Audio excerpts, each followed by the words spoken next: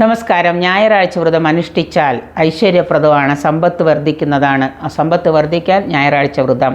സർവ്വ പാപഹരവും ഐശ്വര്യപ്രദവുമാണ് ആദിത്യ പൂജ, ആദിത്യ സ്തോത്രം, ഭജനം. ശനിയാഴ്ച വൈകുന്നേരം ഉപവസിക്കുക. ശനിയാഴ്ച വൈകുന്നേരം ഭക്ഷണം കഴിക്കുക.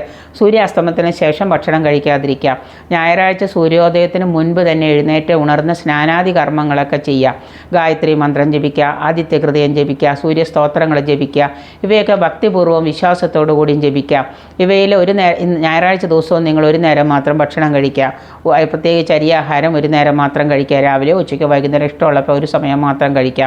സൂര്യക്ഷേത്രത്തിൽ പോകാൻ സാധിക്കുമെങ്കിൽ സൂര്യക്ഷേത്ര ദർശനം നടത്തുക. ഇല്ലെങ്കിൽ നിങ്ങൾ നവഗ്രഹങ്ങളിൽ സൂര്യനെ ആരാധിക്കുക. അത് നവഗ്രഹ ക്ഷേത്രങ്ങൾ ദർശിച്ച് സൂര്യനെ ആരാധിക്കുക. ചുവന്ന പൂക്കൾ കൊണ്ട് സൂര്യദേവനെ ആരാധിക്കുക. സാധ്യമെങ്കിൽ ശിവക്ഷേത്ര ദർശനം നടത്തി ധാരയോ ക്ഷീരധാരയോ അല്ലെങ്കിൽ വില്ലുദളം കൂവളമാല കൊണ്ട് അർച്ചനയൊക്കെ നടത്തുക.